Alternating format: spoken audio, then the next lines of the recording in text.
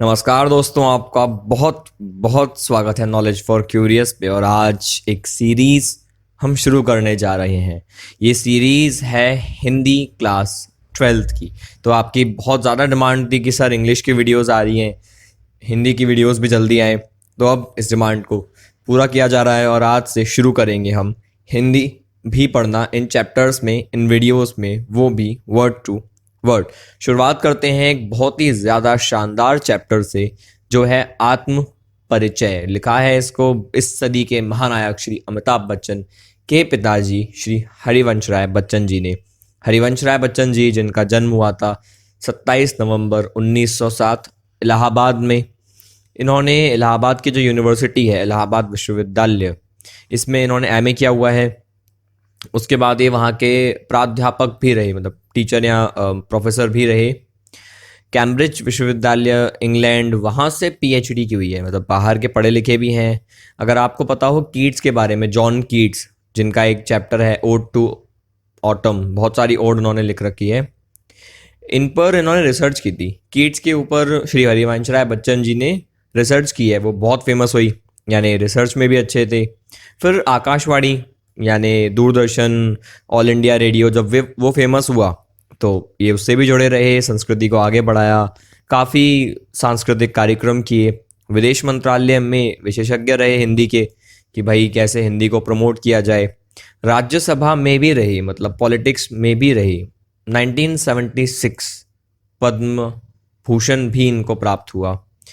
इन्होंने एक रचना लिखी है, दो चट्टानें, जिसकी वजह से इनको साहित्यिक अकादमी का अवार्ड भी मिला। 2003 मुंबई में इनका निधन हुआ, जहां श्री अमिताभ बच्चन जी रहते हैं अभी। तो काफ़ी कनेक्शन है इनका हम सबकी ज़िंदगी से। इनकी अगर क्रिएशंस की बात करें तो देखो, इनके जो क्रिएशंस मतलब जो इन्होंने लिख रखा है, इनका काव्य संग्रह का मतलब होता है कलेक्शन ऑफ पोएम्स। बहुत फेमस है मधुशाला। ये मधुशाला, अगर आपको पोएट्री में इंटरेस्ट है तो आप सुन सकते हो, 2-4 मिनट की वीडियो है, आप सर्च करना मधुशाला बाय कुमार विश्वास, या मधुशाला सर्च करना, बहुत सारी वीडियोस आएंगी। मेरा जो फेवरेट है उसका मैंने आपको नाम बता दिया, मधुशाला बाय कुमार विश्वास। तो इन्होंने लिखा, इन्होंने गाया, बड़ा शानदार भाई साहब। मधुबाला, मधुकलश, यहाँ तीनों जो मधु है, इसका मतलब है शराब। जो बच्चन साहब हैं, हरिवंश राय बच्चन जी, वो हालावाद के कवि हैं। हालावाद मतलब वो शराब को प्रमोट करते हैं। वो मानते हैं कि ठीक है यार, शराब पी सकता है आदमी जब गम में हो। इसका मतलब ये नहीं है कि हर कोई कबीर सिंह बन जाए, पर कुछ लोगों ने लिखा है इस तरीके से कि शराब ठीक है, शराब के ऊपर लिख देते हैं। तो ये उन्हीं में से हैं। निशा निमंत्रण, एकांत संगीत, आकुल अंतर, मिले यामिनी, सतरंगिनी, आरती और अंगारे, नए पुराने झरोखे, टूटी फूटी कड़ियाँ, ये इनके काव्य संग्रह हैं। इनकी आत्मकथा, जहाँ अपने बारे में बात होती है, ऑटोबायोग्राफिकल, तो एक है ये क्या भूलें क्या याद करूं। और एक बहुत शानदार है ये, नीड़ का निर्माण फिर बसेरे से दूर, दशद्वार के सोपान तक, ये इन्होंने लिखा है। इनकी आत्मकथा बेसिकली। फिर इन्होंने अनुवाद किए हैं। अनुवाद मतलब इंग्लिश से हिंदी में कुछ जब कन्वर्ट किया, अनुवाद बेसिकली मीन्स ट्रांसलेशन। तो विलियम शेक्सपियर का हैमलेट और मैकबेथ का नाम आपने सुना होगा। इसी तरीके से एक जनगीता इनकी क्रिएशन है, मतलब इन्होंने किसी और लैंग्वेज से कन्वर्ट किया था। एक डायरी लिखी है, प्रवासी की डायरी। तो ये काफ़ी अच्छी इनकी क्रिएशंस आप देख सकते हो। और इनके बारे में बात करें, इनकी विशेषताएं, तो जैसा कि मैंने आपको बताया, ये हालावाद के कवि हैं। हालावाद मतलब जो शराब का एक तरह से समर्थन, मतलब ये नहीं कह रहे कि शराब पियो, बट शराब को एक नॉर्मल चीज़ मान के उसके ऊपर लिख लेते हैं। आप सबने शायद सुना होगा, एक उर्दू में शेर नहीं है कि काजी मस्जिद में शराब पीने दे, या वो जगह बता दे जहाँ खुदा न हो। तो इस तरीके से शराब को प्रमोट किया जाता है। ये उनमें से सर्वश्रेष्ठ कवि हैं, मतलब एक कैटेगरी है हालावाद, जहाँ पे ऐसे आपको कवि मिलेंगे। तो ये सर्वश्रेष्ठ आप कह सकते हो, उनमें से एक हैं। जब दो महायुद्ध चल रहे थे, वॉर हो रहे थे बेसिकली, अगर आप इनका लाइफ स्पैन देखो, मैं आपको एक बार दिखा दूं, तो 1907 में इनका जन्म हुआ, 2003 में इनकी डेथ हुई। इसका मतलब जब इस दुनिया ने 1914 वाला वॉर देखा, 1939 वाला वॉर देखा, वर्ल्ड वॉर, उस समय ये थी। और वॉर आप समझ सकते हो, आपने नहीं देखा, मैंने भी नहीं देखा वॉर। 1999 में बहुत ज़्यादा छोटा था जब कारगिल का वॉर चल रहा था। आप तो शायद पैदा भी नहीं हुए थे, 12th वाले। हमने नहीं देखा, पर वॉर के समय जो हालात होते हैं ना, वो कहीं ना कहीं आदमी को मोटिवेट करते हैं लिखने को। फीलिंग्स जागती है आदमी की। आपने शायद गाना सुना होगा, ऐ मेरे वतन के लोगों, वो ऐसे ही लिखा गया था। चाइना से हम युद्ध हारे थे, बहुत बुरी हमारी स्थिति थी, हमारे जवानों की डेथ हुई थी, तो कवि प्रदीप को मोटिवेशन मिला था कि लिखूं। तो जो युद्ध है वो मोटिवेट करता है। ऐसे ही एक कवि हरिवंश राय बच्चन जी भी हैं। 2 महायुद्ध हुए, इनका मन बहुत बेचैन हो गया हर तरफ मौत देखकर, और इंस्पिरेशन मिली, इन्होंने लिख दिया। फिर कहते हैं छायावाद। समझना, देखो छायावाद के बहुत सारे मीनिंग है। उसमें रहस्य मिलेगा, उसमें आपको खूबसूरती मिलेगी। यहाँ पे इसका मतलब है रहस्य और रहस्यवाद वाली, जहाँ रहस्य है, जहाँ दिमाग लगाना पड़ता है कि आखिर मीनिंग क्या निकल रहा है, बेसिकली मीनिंग निकालना पड़ता है। तो ये छायावाद के कवि आप कह सकते हो थोड़े से अलग हैं। ये जो छायावाद में रहस्यवाद होता है, जहाँ पे बात को घुमा के कहा जाता है, इनका ऐसा नहीं है।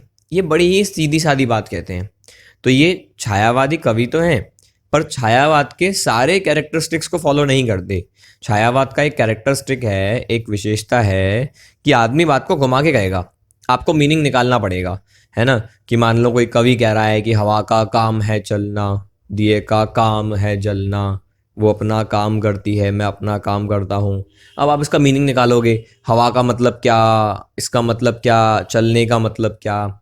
ये ऐसा नहीं करते, ये घुमा फिरा के बात नहीं करेंगे, एकदम देसी और सीधी सी बात करेंगे। इनके जो पद होंगे वो गेय होंगे। गेय का मतलब होता है जिसको आप गा सकते हो। मैं आपको थोड़ा बहुत गा के दिखा दूंगा, हालांकि मैं बहुत अच्छा सिंगर नहीं हूँ, बट आपको गा के दिखा दूंगा। तो ये बहुत ही गेय शैली में बात करते हैं कि आप गा पाओ इनको। जैसे मधुशाला आप गा सकते हो। इनका जो पर्सनल एक्सपीरियंस है, जीवन में जो घटनाएं हैं, उसकी अनुभूति की ईमानदारी भरी अभिव्यक्ति आपको मिलती है। अभिव्यक्ति मतलब एक्सप्रेशन। बहुत ईमानदारी से जो अपनी जीवन की घटनाएं हैं उसको ये बताते हैं। और ये जो विशेषता है कि ये कहता क्लियर बोलते हैं, मतलब अपने दिमाग को, अपने दिल को, जज्बातों को खोल के रख देना, यही तो कवि की आप कह सकते हो क्वालिटी होती है। वो इनकी भी है। तो ये इनकी सफलता का आप कह सकते हो मूलाधार है। This is the base of is success. भाषा शैली बहुत ही सहज है, बहुत समझ में आ जाएगी आपको आसानी से। ठीक है, हो सकता है मैं समझाऊं उससे पहले आप लाइन को समझ जाओ। भाषा आम व्यक्ति के निकट है। भाई जो आम आदमी की बात करे वही तो फेमस होता है। सबसे विख्यात हैं ये कवि के रूप में। इसके अलावा कहानी, नाटक, डायरी में भी काफ़ी इन्होंने अच्छा लिखा हुआ है।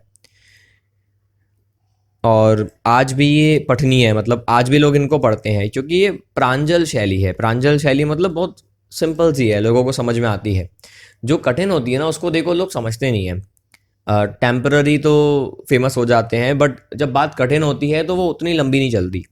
और जब बात आसान होती है, ऐसी बात होती है कि वो इमोशंस फ्यूचर में भी लोगों को लगेगा कि हाँ भाई कनेक्ट बात करती है, तो वो चलेगी। जैसे रहीम कबीर की बात आज भी चलती है, क्योंकि वो कनेक्ट करती है। बहुत सारे कवि हैं जिनको अभी नहीं पढ़ा जा रहा, क्योंकि वो आज उतना कनेक्ट नहीं कर पाते, उनकी भाषा उतनी आसान नहीं हो पाती है। अब पढ़ते हैं हम आत्म परिचय का एक्सप्लेनेशन वर्ड टू वर्ड। मैं जगजीवन का भार लिए फिरता हूँ। आइए पहली लाइन, मैं जगजीवन का भार लिए फिरता हूँ, फिर भी जीवन में प्यार लिए फिरता हूँ। कर दिया किसी ने झंकृत जिनको छू कर, ये झंकृत लिखा है यहाँ पे, हाँ ये मिस्टेक है, झंकृत। कर दिया किसी ने झंकृत जिनको छू कर, मैं सांसों के 2 तार लिए फिरता हूँ। मैं स्नेह सुरा का पान किया करता हूँ, मैं कभी न जग का ध्यान किया करता हूँ। जग पूछ रहा उनको जो जग की गाते, मैं अपने मन का गान किया करता हूँ। ये आत्म परिचय मतलब अपने अंदर के इमोशंस को बच्चन साहब आपके सामने खोल के रख देंगे। वो क्या कहते हैं, मैं जगजीवन का भार लिए फिरता हूँ, मतलब भाई जिम्मेदारी मेरी भी है। दुनियादारी का जो भार है, जो जिम्मेदारी है, वो मेरी भी है, लेकिन फिर भी मैं जीवन में प्यार लिए करता हूँ। इसका मतलब जो आप बाहर जब लोगों को देखोगे, तो जग जीवन के चक्कर में, दुनियादारी के चक्कर में लोग प्यार खो देते हैं। आपने नहीं देखा लोगों को, लोग सेल्फिश हो जाते हैं ना चाहते हुए। वो लोगों को इस नज़र से देख रहे होते हैं कि कौन मेरे कितना काम आएगा। आप सबने देखा होगा, हमको जब फ़ोन आता है, हम बिज़ी हैं, तो हम सोचते हैं फ़ोन उठाऊं या नहीं उठाऊं। अगर किसी फालतू आदमी का फ़ोन है जो हमारे काम का नहीं है, जिसको हम नहीं देखते कि यार 5 साल बाद ये आगे होगा या मेरे कभी काम आएगा, हम फ़ोन साइलेंट कर देते हैं, इग्नोर मारते हैं। पर जब हमें लगता है नहीं यार ये फ़ोन इंपॉर्टेंट है, हम उठाते हैं। इसका मतलब हम लोगों से उतना प्यार नहीं कर पाते, हम दुनियादारी में इतना खो जाते हैं कि हमारे दिल का जो प्यार है वो कहीं ना कहीं कम हो जाता है। वी हैव टू जज पीपल। ये कहते हैं नहीं भाई, मैं दिल में प्यार लिए फिरता हूँ, मतलब दुनियादारी ने मेरे प्यार को ख़त्म नहीं किया, मुझे सेल्फिश नहीं बनाया। कर दिया किसी ने झंकृत जिनको छूकर, मैं सांसों के दो तार लिए फिरता हूँ। कभी किसी ने मेरे दिल के दो तारों को झंकृत किया था, बजाया था, यानी कोई आई थी जिसने इनके दिल में मोहब्बत जगा दी थी, और आज तक ये मोहब्बत जारी है। क्या कहते हैं, मैं सांसों के दो तार लिए फिरता हूँ। इसका मतलब किसी ने इनकी जो सांसों के तार, यानी वही बेसिकली दिल, हृदय, जो अंदर प्यार जगाया था ना, ये प्यार अभी तक चल रहा है। कुमार विश्वास की लाइन है ना कि कोई लब छू गया था तब, कि अब तक गा रहा हूँ मैं। मतलब आपको अगर एक बार प्यार हो गया तो फिर आप उस प्यार को नहीं भूल सकती। वो प्यार का जो इमोशन है वो आपके अंदर हमेशा रहता है। हाँ, हो सकता है कि जिसने वो जगाया था अब वो आपके साथ ना हो, वो साथ आपका 1 साल 2 साल 10 साल रहा हो, पर वो जो इमोशन है प्यार का वो हमेशा रहता है, वो कभी ज़्यादा नहीं है। तो बच्चन साहब के साथ भी यही हुआ। फिर वो कहते हैं, मैं स्नेह सुरा का पान किया करता हूँ, मैं कभी न जग का ध्यान किया करता हूँ। मैं स्नेह सुरा का मतलब मैं प्यार में खोया हूँ, मैं पीता भी क्या हूँ, प्रेम, मतलब मैं बस प्रेम में खोया हुआ हूँ, मुझे दुनियादारी से मतलब नहीं है। मैं जग का ध्यान नहीं करता। जग का ध्यान करने का मतलब क्या है कि भाई आदमी दुनियादारी के बारे में सोचता है, यार पैसा कैसे कमाऊं, यार लोगों को कैसे मैनेज करूं। तो आप सब देख सकते हो कि लोग पैसा, लोग स्ट्रेस, कैसे लोगों को मैनेज करें, इन सब में खोए रहते हैं, लोगों को जज करने में खोए रहते हैं। बट इनका ऐसा केस नहीं है। वो कहते हैं ऐसा कुछ नहीं है यार, मैं तो बस अपने आप में खोया हूँ, मुझे कोई मतलब नहीं है, मैं जग का ध्यान नहीं करता, मतलब बहुत ज़्यादा मैं नहीं सोचता। इसका रिजल्ट भी होता है। अब भी देखना, जो लोग दुनियादारी पे कम सोचते हैं उनको एक परेशानी आती है। वो परेशानी क्या है, जग पूछ रहा उनको जो जग की गाते, मैं अपने मन का गान किया करता हूँ। कि भाई जग है ना, जो आपके आसपास के जो लोग हैं, पार्टी के टाइम पे, बर्थडे के टाइम पे, ये उन लोगों को ही बुलाएंगे जो जग का ध्यान करते हैं। भाई जो जग की गाते हैं, जो अपने आसपास के लोगों की गाते हैं, उनको बर्थडे में बुलाते हैं, उनसे बात करते हैं, सोशल मीडिया पे स्टेटस देखते हैं, कमेंट करते हैं, बेसिकली जड़े जुड़े रहते हैं, जो लोगों से कनेक्ट करके रखते हैं, लोग उनको पूछते हैं। बट जो लोग दूसरों से पूछेंगे ही नहीं, अपने आप में खोए रहेंगे, उनको कौन पूछेगा। तो वो कहते हैं ठीक है, मैं भी न मैं पूछता हूँ, न लोग मुझे पूछते हैं, मैं तो बस अपने मन का गान किया करता हूँ, मेरे मन में आता है मैं गाता हूँ, मैं अपने हिसाब से जीता हूँ, मैं किसी और के हिसाब से नहीं जीता, मैं कोई अटेंशन सीख नहीं करता। इसको बोलते हैं आत्ममुग्ध हो जाना, आत्मसंतुष्ट हो जाना, अपने आप में खो जाना। याद रखना, ये झंकृत है, प्रकृत नहीं है। अब इस पद के विशेष की बात करते हैं। देखो, संदर्भ प्रसंग ये आप खुद भी लिख सकते हो, किसी अच्छी किताब में आपको मिल जाएगा, किसी भी वेबसाइट पे आपको मिल जाएगा। विशेष आप पढ़ तो लोगे पर आप समझ नहीं पाते हो, इसीलिए मैं आपको विशेष समझा देता हूं। देखो विशेष क्या है इस पद में, पहले पद में, एक मिनट जी। अब देखिए इसमें विशेष क्या है कि यहाँ पे निजी प्रेम को स्वीकार किया है। निजी प्रेम को स्वीकार किया कि इनकी लाइफ में जो भी प्रेम आया उसको उन्होंने स्वीकार किया कि हाँ भाई मेरी लाइफ में भी लव आया था। फिर संसार के जो स्वार्थी स्वभाव है उस पर टिप्पणी की है कि यार संसार सेल्फिश है। अब मैं आपको एग्जांपल दूं तो अभी जब मैं ये वीडियो रिकॉर्ड कर रहा हूँ मुझे भी एक फ़ोन आया, मैंने नहीं उठाया वो फ़ोन क्योंकि वो उतना अर्जेंट नहीं लगा मुझे, यानी मैं भी तो सेल्फिश हुआ तो दुनिया तो सेल्फिश है ही। अब यहाँ पे रूपक अलंकार है, स्नेह सुरा और सांसों के तार। सांसों के तार रियल में नहीं होते, सांसों के तार यहाँ पे क्या शो कर रहे हैं, बेसिकली एक सिंबल है प्यार को, प्यार की फीलिंग। स्नेह सुरा क्या है, स्नेह सुरा भी असल में नहीं है, शो करती है लव को। तो ये सब मेटाफोर है, रूपक है, सिंबल हैं आप कह सकते हो, ये जो किसी फीलिंग को शो करते हैं, असल में नहीं है। जग जीवन और स्नेह सुरा, इसमें अनुप्रास अलंकार है। अनुप्रास अलंकार मतलब होता है जब पहला अक्षर सेम हो। आप मेरी अलंकार की वीडियो ज़रूर देखना, आपको चैनल पे मिल जाएगी, मैं कोशिश करूंगा कि मैं कमेंट बॉक्स में भी उसकी लिंक पिन कर दूं, आप ज़रूर देखना, मैंने सब समझा रखे हैं। ये खड़ी बोली का प्रयोग किया है। खड़ी बोली मतलब जो आपको समझ में आ जाए, ऐसे वर्ड्स जो थोड़े से कठिन है लेकिन आम बोलचाल में आपको मिल जाएंगे। किया करता हूँ, लिया फिरता हूँ, आवृत्ति है। आवृत्ति गीत में मस्ती है, थोड़ा सा मस्ती वाली फीलिंग आपको मिलेगी। लिए फिरता हूँ, किया करता हूँ, ये थोड़ी सी मस्ती की फीलिंग आपको दिखती है, गंभीरता नहीं है। यहाँ पे आप कह सकते हो स्वतंत्रता है, एक मस्ती है। अब बात करते हैं द्वितीय पद की। द्वितीय पद में क्या कहते हैं कि भाई मैं निज उर के उद्गार लिए फिरता हूँ, मैं निज उर के उपहार लिए फिरता हूँ। है यह अपूर्ण संस्कार संसार न मुझको भाता, मैं स्वप्नों का संसार लिए फिरता हूँ। मैं जला हृदय में अग्नि दहा करता हूँ, सुख दुख दोनों में मग्न रहा करता हूँ।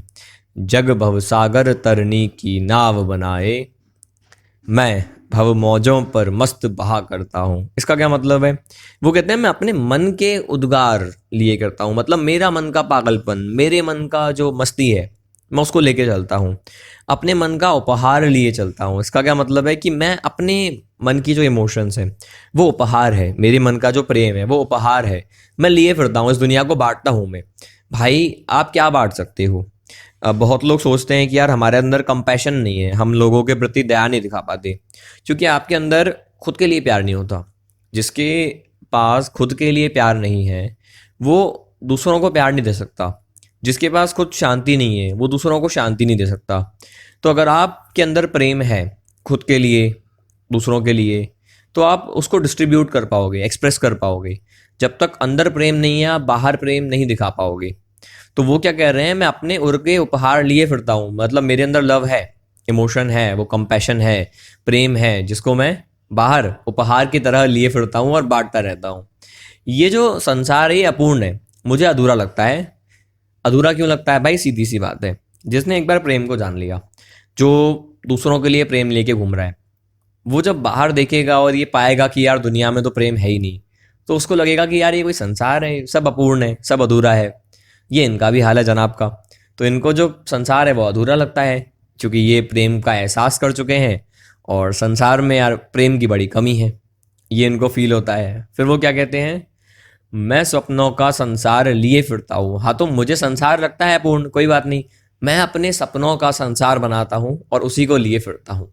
मैं अपने सपनों में खुश हूँ, मैं अपने प्रेम में खुश हूँ। अब क्या कहते हैं, मैं जला हृदय में अग्नि दहा करता हूँ, सुख दुख दोनों में मग्न रहा करता हूँ। मेरे हृदय में ना प्रेम की अग्नि जलती है, जिसमें मैं हमेशा जलता रहता हूँ। आप सबने सुना होगा कि प्यार एक आग का दरिया है और तुम्हें डूब के जाना है। वो है दूसरे के लिए प्यार। दूसरे तक पहुंचने के लिए आप स्ट्रगल करते हो, उस प्यार के दलदल में, दरिया में डूबते हो। वहां उस दरिया की बात नहीं हो रही, यहाँ बात हो रही है कि यार मेरे दिल में एक प्यार की अग्नि है जिसमें मैं हमेशा जलता हूँ, यानी उस प्यार में मैं हमेशा मग्न हूँ, खोया हुआ हूँ। और मुझे फिर फर्क नहीं पड़ता सुख और दुख से। देखो, सुख दुख से किसको फर्क पड़ता है? जो एक्सट्रोवर्ट है, जिसको फर्क पड़ता है कि यार मेरी गाड़ी 50,000 वाली है पर सामने वाले की तो यार 2 लाख वाली है, या लोगों के पास तो यार 21-22 हज़ार का फ़ोन है, यार मैं 6 हज़ार का चला रहा हूँ। लेकिन जो अपने अंदर के प्रेम में खोया हुआ है, जो आत्ममुग्ध है, आत्मसंतुष्ट है, उसको फर्क नहीं पड़ेगा। उसके लिए सुख दुख कुछ है ही नहीं, वो बस मग्न है, खोया हुआ है। फिर वो क्या कहते हैं, जग भवसागर तरने की नाव बनाए, तरने की नाव बनाए, मतलब ये जो भवसागर है, दुनियादारी जो है, जगत है, इसके तरने की, इसको पार करने के लिए मैं एक नाव बनाता हूँ। वो नाव किसकी है? वो नाव है आत्मनिर्भरता की। जब आप दूसरों पे डिपेंड नहीं करते हो, दूसरों पे निर्भर नहीं रहते हो, अपनी रिसोर्सेज पर, अपने वैभव पर, पैसे पर आप निर्भर नहीं हो सुख के लिए, दुख के लिए, तो ये जो आत्मनिर्भरता है, ये जो संतोष है, सुकून है, ये है आपकी नाव। और ऐसे में जो भव मौजें हैं, यानी जो फीलिंग्स हैं, इन पर आप आराम से बहते हो, डूबते नहीं हो, आप बहते हो और आराम से इस दुनियादारी को, इस जीवन को पार कर जाते हो। दूसरी तरफ ऐसे बहुत लोग हैं जो खोए हुए हैं। पैसा पैसा मिलता है तो खुश, नहीं मिला तो दुखी, फिर रोने लगते हैं यार ये क्या हो गया। ठीक है, उस केस में वो फिर दुखी हो जाते हैं। आपको दुखी नहीं होना, ये बच्चन साहब का तो यही मानना है कि यार दुखी मत होना। जब तक आप अपने अंदर के प्रेम में खुश हो, आपको फर्क नहीं पड़ेगा सुख और दुख से। सुख और दुख है क्या? चीज़ों का आ जाना सुख है, चला जाना दुख है। तो कहते हैं ना अभाव में जियो, न प्रभाव में जियो, तुम जियो तो केवल अपने स्वभाव में जियो। कुछ ऐसा ही इनका मानना होगा। कोई सुख दुख, कुछ इमोशन नहीं, बस खुश, आनंद में, संतुष्ट। क्या विशेष है काव्य की दृष्टि से? सबसे पहला, प्रेम की मस्ती की प्रमुखता दी है, को प्रमुखता दी है, मतलब जो प्रेम की मस्ती है उसको बहुत ज़्यादा इंपॉर्टेंस दी है। उससे इंपॉर्टेंट कुछ नहीं है, सक्सेस फेलियर दौलत शोहरत आती रहती है। वो सबसे मेन है यार मस्ती। एक जिसकी मस्ती जिंदा है उसकी हस्ती जिंदा है, और जिसके दिल में प्रेम नहीं वो ज़बरदस्ती जिंदा है, याद रखिएगा। व्यक्तिवादी विचारधारा की प्रमुखता है कि भाई लोग कैसे व्यक्तिवादी हो जाते हैं, पर्सन के बारे में ओपिनियन बनाते हैं, सेल्फिश हो जाते हैं।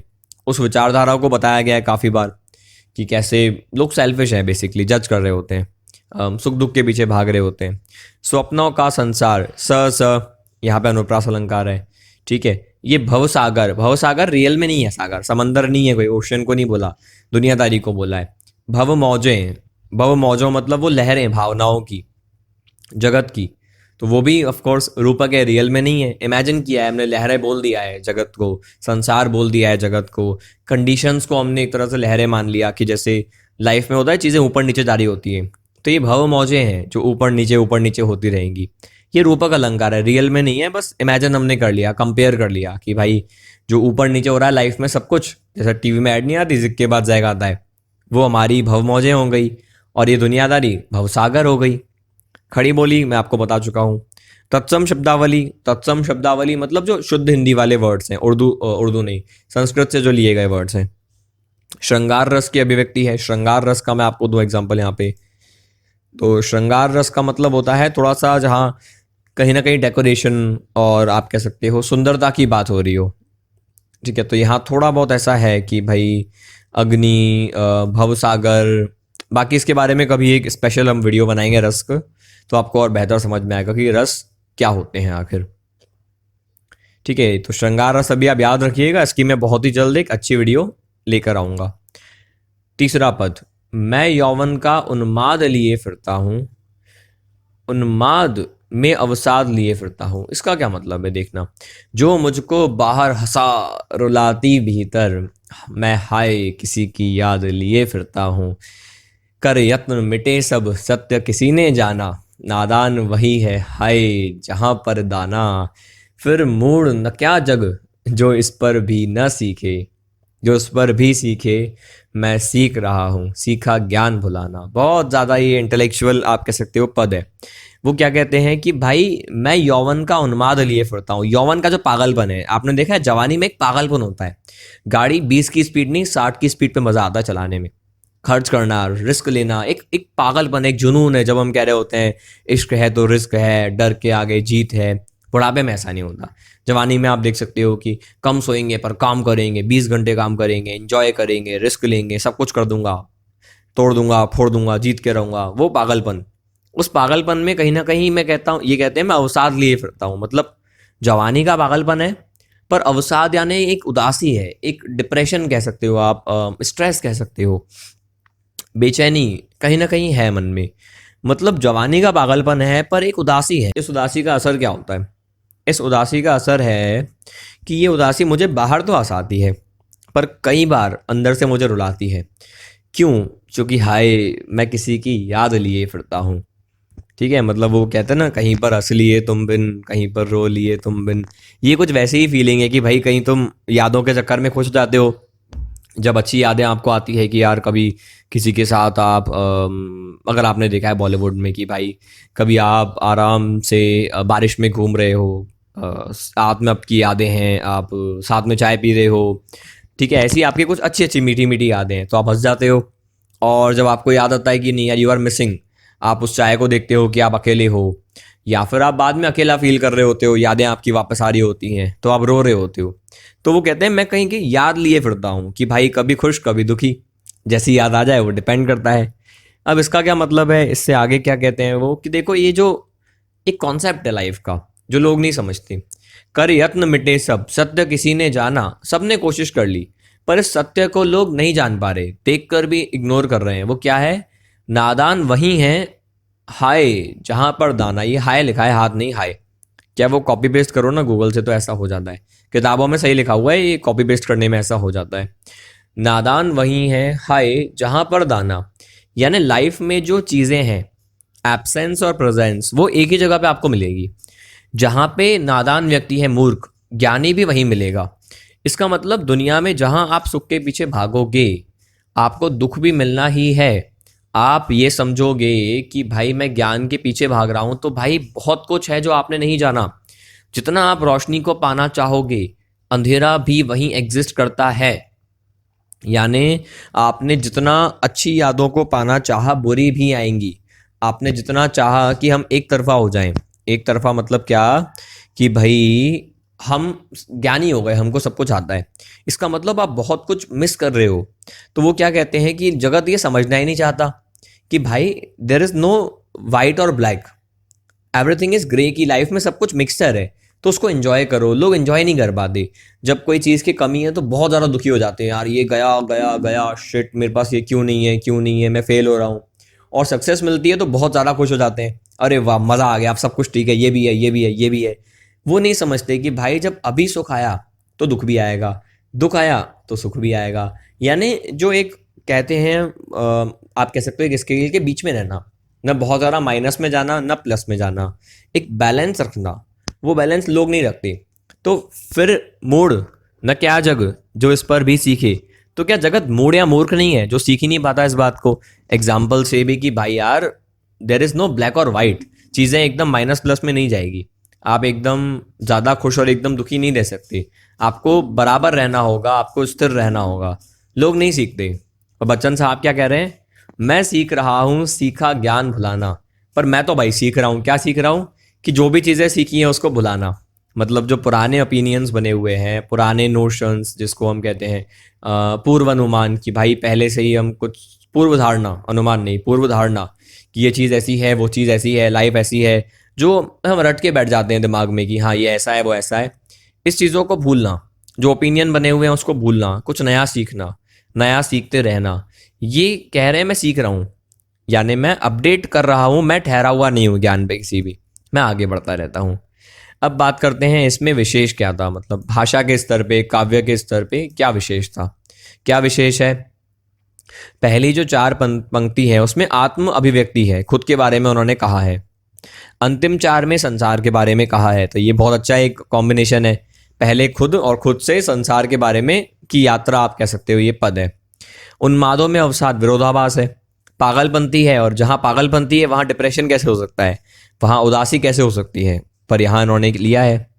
लिए फिरता हूँ मैं गेयता का घोड़े, आप गा सकते हो, मैं आपको गा के दिखा देता हूँ ना, ये देखो कितना मस्त है ये।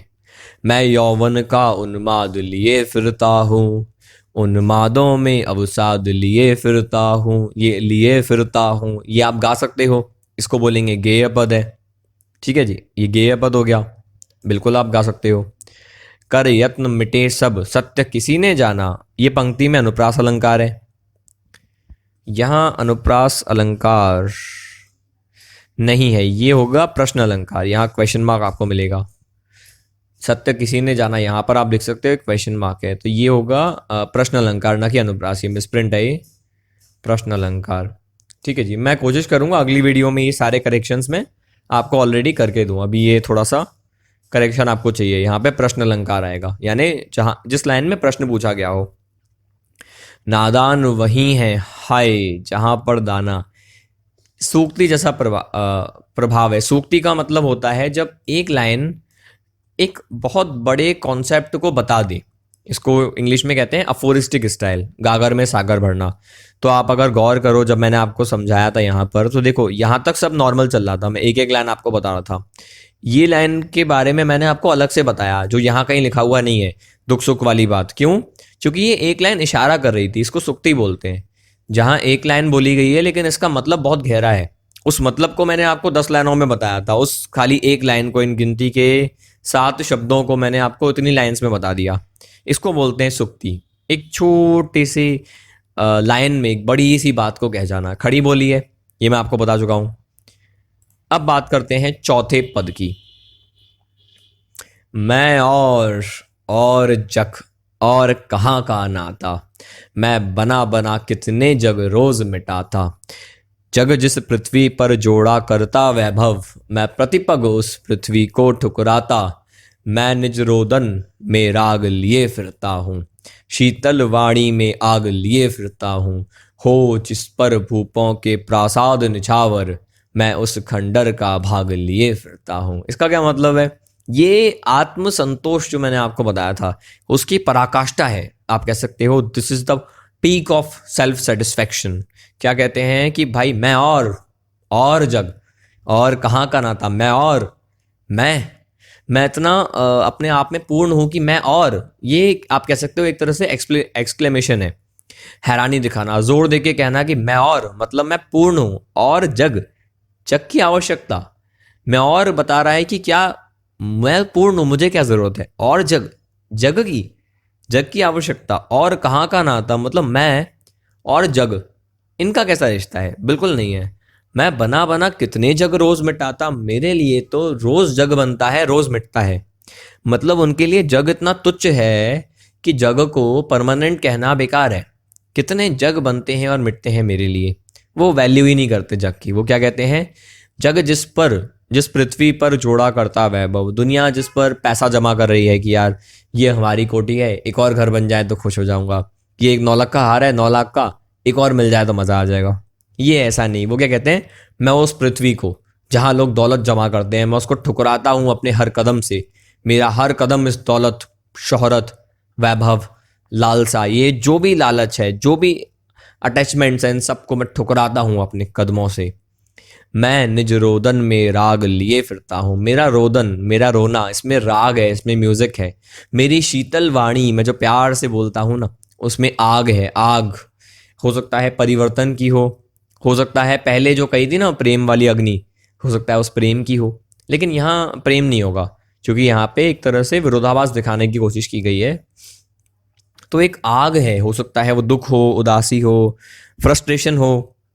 तो कहते हैं मेरी जो शीतल वाणी है, जब मैं प्यार से बोल रहा हूँ, उस प्यार से बोलने में कहीं ना कहीं वो आग है, आग, उदासी, या फिर एक गुस्सा, एक आक्रोश है जिसको मैं छुपा लेता हूँ। मेरे रोने में म्यूजिक है जो लोगों को सुनाई देता है, जिस पर भूप यानी राजा, प्रासाद यानी महल, राजाओं के महल भी न्यौछावर हो, मैं ऐसे खंडर का भाग लिए फिरता हूँ। मतलब मेरे सपनों की टूटन, मेरे टूटे हुए सपने, मैं उन्हें लेके फिरता हूँ। मेरे लिए मेरे सपने, मेरी टूटी हुई यादें, वो टूटे हुए सपने, मेरे लिए वो उतने ज़्यादा स्पेशल हैं।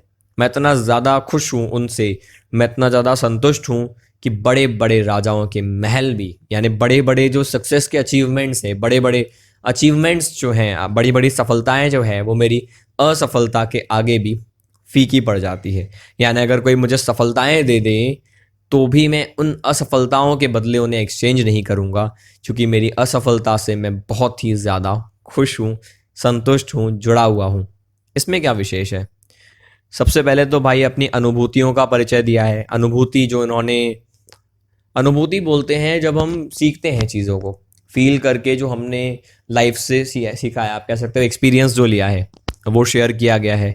कहाँ का नाता में प्रश्न अलंकार है, ये प्रश्न अलंकार, इसकी बात कर रहा था मैं कि कहाँ का नाता, ये क्वेश्चन मार्क लगाने की कोशिश की गई है। ये कोई नाता है? रोदन में राग और शीतल वाणी में आग, विरोधाभास है, उल्टा उल्टा दिखाया है। ठीक है भाई, रोना और उसमें म्यूजिक, ये कैसा कॉम्बिनेशन है? शीतल वाणी में आग, ठंडा है लेकिन गर्म, कैसा कॉम्बिनेशन है? ये विरोधाभास अलंकार है। बना बना में पुनरुक्ति प्रकाश, रिपीटेशन बोलते हैं जिसको, और में यमक अलंकार है। यमक क्यों? देखो ये क्या कर रहा है, मैं और यहाँ पे स्ट्रेस कर रहा है मैं को, यानी वो क्या बता रहा है, मैं तो पूर्ण हूं। और जग, और क्या शो कर रहा है यहाँ पे, आवश्यकता को, जग की आवश्यकता मुझे क्या है। ये और का मतलब क्या, रिलेशन दिखा रहा है। ये स्ट्रेस कर रहा है मैं को, ये बता रहा है जग की आवश्यकता, क्या जगत की आवश्यकता है मुझे। ये क्या है, रिलेट कर रहा है कि मैं और जग, ये कैसा नाता है। तो यहाँ पे और यमक अलंकार है, क्योंकि वो 3 बार अलग अलग तरीके से काम कर रहा है। पहले मैं को स्ट्रेस किया, मैं और मतलब मैं, और कुछ चाहिए क्या, और जग, ऑप्शन में भी क्या, जग चाहिए मुझे। और कहाँ का नाता, क्या इन दोनों का रिश्ता? बिल्कुल नहीं है, कोई रिश्ता नहीं है, बहुत अलग है। तो ये और के 3 तरह से यूज हुए। कहाँ का, क जग जिस पृथ्वी पर, तो ज फिर प, इसको बोलेंगे अनुप्रास अलंकार, एक ही अक्षर से शुरू हो रहा है। श्रृंगार रस मैं आपको बता चुका हूँ, रस की हम और बात करेंगे एक वीडियो में। आप जरूर बताना कमेंट बॉक्स में लाइक करके कि भाई आप चाहते हो रस पे वीडियो, और खड़ी बोली का प्रयोग है। अब बात करते हैं पांचवें पद की। क्या कहते हैं वो?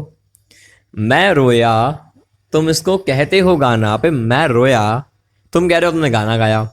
मैं फूट पड़ा तुम कहते छंद बनाना। क्यों कवि कहकर संसार मुझे अपनाए। मैं दुनिया का हूँ एक नया दीवाना।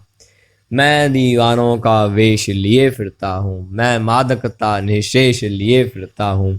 जिसको सुनकर जय जग झूम झुके लहराए। मैं मस्ती का संदेश लिए फिरता हूँ। मैं माफ़ी चाहूँगा, ये जो एरर्स हैं मैं अगली बार पक्का इनको सही करके फिर वीडियो बनाऊँगा। क्या कहते हैं वो? मैं रोया तुम इसको कहते हो गाना। मतलब मैं रोया, रोया मतलब मेरे अंदर का दुख था वो कविता बन के निकल पड़ा। तुम कह रहे हो तुमने गाना गा दिया।